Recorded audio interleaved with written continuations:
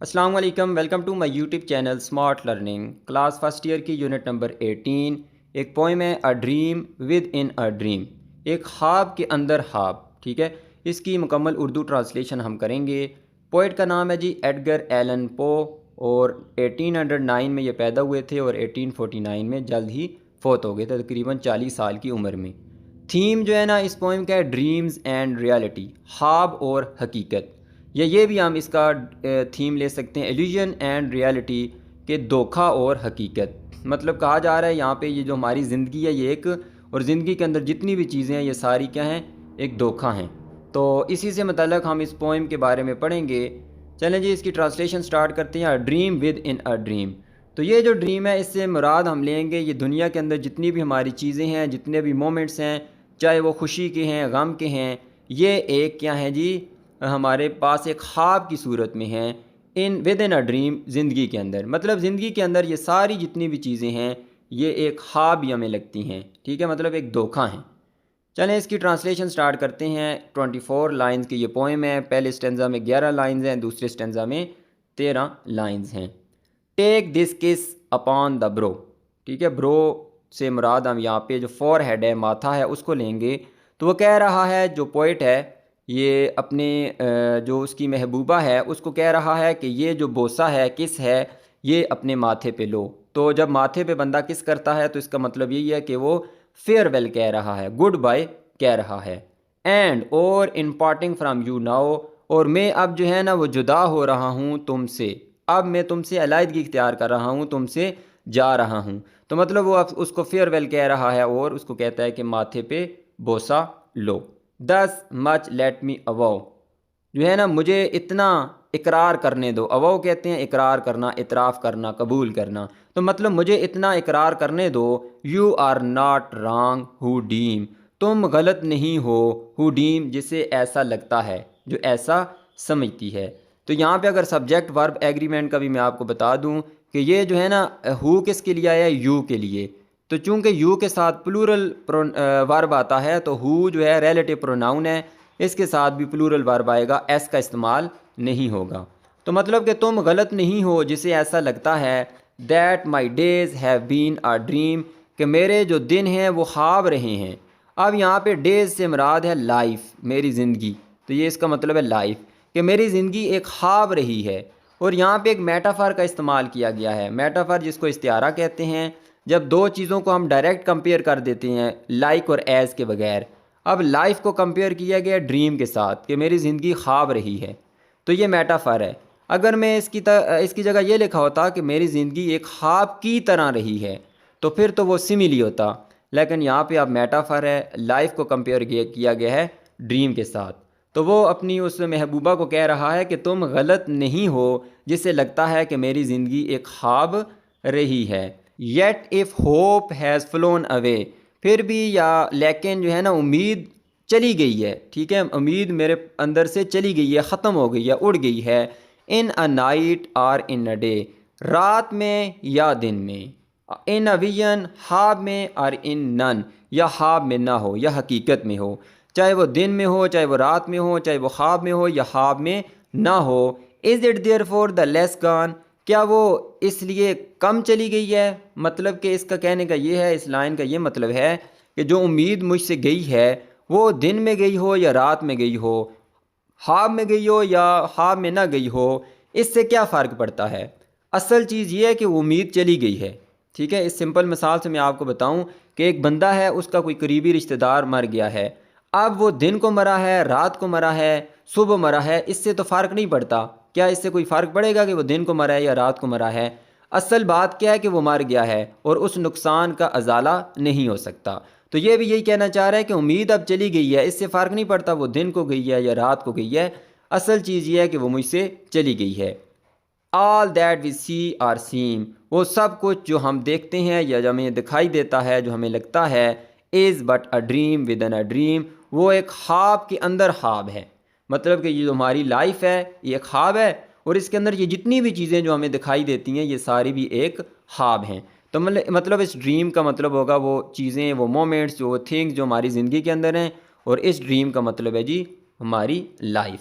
अगर टोन की बात करें तो इसका जो पोइम की टोन है वो डिस्पेयर एंड डिस्ट्रेस है, ठीक है, एक अफसुर्दगी वाली है, मायूसी वाली है। नेक्स्ट हम देखते हैं जी, दूसरा स्टेंजा है, 13 लाइनों का स्टेंजा होगा। आई स्टैंड एमिड द रोर, मैं जो है खड़ा हूँ दरमियान में, एमिड कहती है दरमियान, द रोर उस शोर के, शोर से मुराद मतलब कि जो जो गरज ऊंची आवाज़ होती है किसकी, जब समुंदर की जो मौजें होती हैं, वेव्स होती हैं, वो आके टकराती हैं साहिल के साथ, साहिल के ऊपर आके गिरती हैं, तो जो शोर निकलता है उस गरज को मैं क्या कर रहा हूँ, वहाँ पे खड़ा हूँ उसके दरमियान, इर्द गिर्द शोर ही शोर है। तो यहाँ पे एक इमेजरी का इस्तेमाल किया गया है कि हमारे जहन में मतलब कि वो एक इमेज बनती है जिसमें साहिल की जो है ना शोर की आवाज़ आ रही हो। तो ऐसी इमेजरी जिसका ताल्लुक सुनने के साथ हो, हमारा जो सेंस आर्गन ईयर है उसके साथ हो, तो उसको कहते हैं auditory imagery. Of a Surf tormented शोर, किस चीज़ का वो ये शोर और है, ठीक है, उर्दू वाला शोर है। ये शोर जो है ना इंग्लिश का लफ्ज़ है जिसका मतलब क्या है साहिल, जो मतलब कि इस तरह समुंदर का पानी है तो जहाँ पे रेतीला साहिल वाला रेत वाला इलाका होगा, तो वहाँ पे जब मौजें आती हैं तो वहाँ जो गरज निकलती है किस चीज़ की, of a Surf tormented. Surf कहते हैं जी जो मौज होती है, टॉर्मेंटेड कहते हैं परेशान करने वाला, मतलब अजियत में मुब्तला। तो ऐसी जो सर्फ है, मौज है, उसका शोर जिसने किसको किया हुआ है जी, उस जो साहिल है उसको अजियत में मुब्तला किया हुआ है। तो इसका मतलब हम ये लेंगे कि जो सर्फ है वो क्या है, हमारे प्रॉब्लम्स हैं, हमारी ज़िंदगी के अंदर मसाइल हैं, और शोर से मुराद लेंगे कि इंसान, जो इंसान है। तो अब यहाँ पे एक और बात भी देखें कि जो शोर है उसको हमने कह दिया है अजियत में मुब्तला। एक तो ये पर्सानिफिकेशन का इस्तेमाल किया गया है क्योंकि अजियत में मुब्तला या परेशान तो इंसान होता है, हमने किसको ये दे दिया, किसी और चीज़ को ये क्वालिटी दे दी है, तो इस वजह से ये पर्सानिफिकेशन है। और यहाँ पे हम ये कह सकते हैं कि इसका मतलब ये है कि मैं इंसान जो है ना वो किस में मुब्तला है, अजियत में मुब्तला है, परेशान है। नेक्स्ट है जी, and I hold within my hand, और मैं जो है वो पकड़े हुए हूँ अपने हाथ के अंदर, grains of the golden sand, grains of the golden sand. तो ये देखें आवाज़ रिपीट हुई है एक ही लाइन के अंदर, तो ये एक एलिट्रेशन का इस्तेमाल किया गया है। तो मैंने हाथ में क्या पकड़ा हुआ है, जो सुनहरी रेत है उसके ज़र्रात पकड़े हुए हैं। अब यहाँ पे ये सुनहरी से मुराद हम ले लेंगे जो हमारे प्रेशियस, और सैंड से मिला लेंगे मोमेंट्स, जो टाइम है, मतलब जो हमारा कीमती वक्त है या कीमती लम्हात हैं, तो वो मैंने पकड़े हुए हैं, इनसे मुराद ये है, ठीक है। गोल्डन सैंड से मुराद है हमारे जो टाइम है, हमारा जो मोमेंट्स हैं, कीमती मोमेंट्स, उनके बारे में बात हो रही है। हाउ फ्यू, कितने कम, मतलब कि जो मेरी ज़िंदगी के अंदर एक अच्छे लम्हात थे, खुशी वाले लम्हात, वो बहुत ही कम थे। येट हाउ दे क्रीप, लेकिन फिर भी जो है ना वो रेंग रहे हैं, वो थोड़े थे लम्हात लेकिन फिर भी वो मुझसे दूर जा रहे हैं। हालांकि ऐसे होना चाहिए था कि उन्हें कि तो मेरे पास रहना चाहिए था, लेकिन वो जो थोड़े लम्हात थे, वो जो थोड़े रेत के ज़र्रात थे, वो भी मुझसे दूर जा रहे हैं। तो जहाँ भी रेत के ज़र्रात का जिक्र आएगा तो उससे मुराद हम यही लेंगे हमारे जो कीमती लम्हात थे, हमारा कीमती वक्त जो था, तो वो भी अब मुझसे जा रहा है। Through my fingers to the deep, किधर जा रहा है, मेरी उंगलियों से निकल के गहराई की तरफ जा रहा है, मतलब कि उस साहिल के ऊपर गिर रहा है, समंदर के ऊपर गिर रहा है, समंदर के अंदर जा रहा है। तो डीप से मुराद यहाँ डीप किसको सिम्बलाइज कर रहा है, डेथ को, मतलब कि ख़त्म हो रहे हैं, वो जितने भी लम्हात हैं वो ख़त्म हो रहे हैं, उनकी मौत हो रही है, मेरी ज़िंदगी के अंदर से वो आहिस्ता आहिस्ता जा रहे हैं। वाइल आई वीप, जबकि मैं रोता हूँ, वाइल आई रीप, जबकि मैं रोता हूँ। तो वो जो मेरे कीमती लम्हात मुझसे जा रहे हैं, वो जो रेत के ज़र्रात गिर रहे हैं, तो उनके ऊपर मैं क्या करता हूँ, रोता हूँ, क्या होता हूँ, सैड होता हूँ।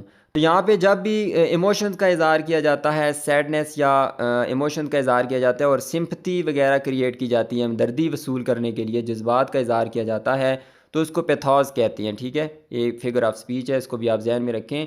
तो जब मैं रोता हूँ, जबकि मैं रोता हूँ, तो इससे एक सिंपथी क्रिएट की जा रही है कि मेरे जो प्रेशियस मोमेंट्स हैं वो मुझसे जा रहे हैं। O God can I not grasp them with a tighter clasp, तो ए खुदा क्या मैं इन्हें नहीं पकड़ सकता, देम इन्हें, देम से मुराद वैसे तो यहाँ पे रेत के ज़र्रात हैं, लेकिन यहाँ पे हम मतलब क्या लेंगे, जो मेरे प्रेशियस मोमेंट्स हैं उनके लिए ये देम इस्तेमाल हुआ है। विद अ टाइटर क्लैस्प, मजबूत गिरफ्त के साथ, मजबूत ग्रिप के साथ।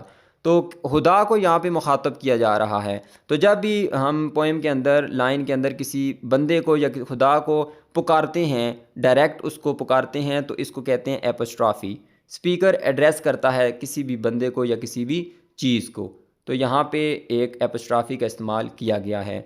तो मतलब कि क्या मैं इन जो कीमती लम्हात हैं, मतलब जो रेत के ज़र्रात हैं, क्या इनको मैं मजबूती से पकड़ नहीं सकता कि ये मेरी ज़िंदगी के अंदर ही रहें, मेरी ज़िंदगी से जाएं मत? क्या मैं इनको रोक नहीं सकता?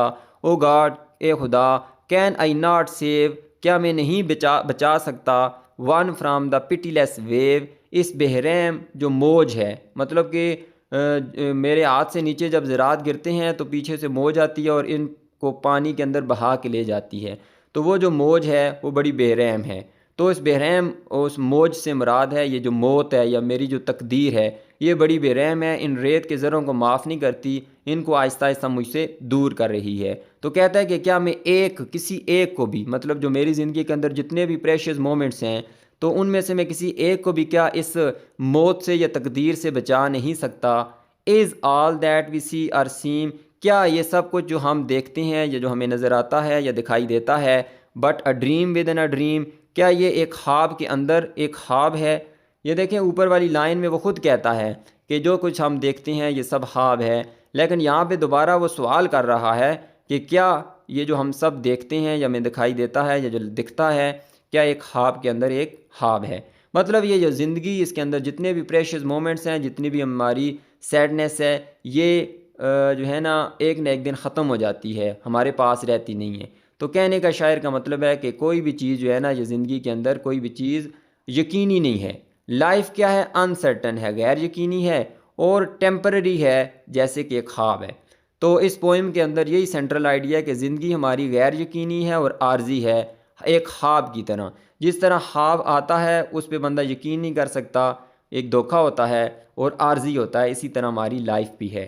Everything we see may be an illusion, जो कुछ हम देखते हैं, सब कुछ जो हम देखते हैं वो एक धोखा हो सकता है। टाइम स्लिप्स अवे फ्राम अस, जो वक्त है, ये जो कीमती लम्हात हैं, वो हमारे हाथ से इस तरह गिरते हैं, as sand slips through our fingers, जैसे जो है रेत गिरती है हमारी उंगलियों से। मतलब वक्त इतने तेज़ जो है ना हमारे पास से गुजर के जाता है, जिस तरह हमारी फिंगर से खुद ब खुद जो रेत है वो रींग के नीचे गुजरती है।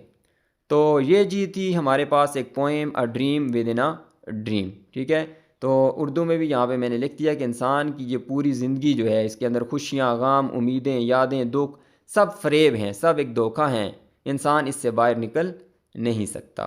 तो टोन इसकी है डिस्पेयर एंड डिस्ट्रेस। पोइट का नाम है एडगर एलन पो।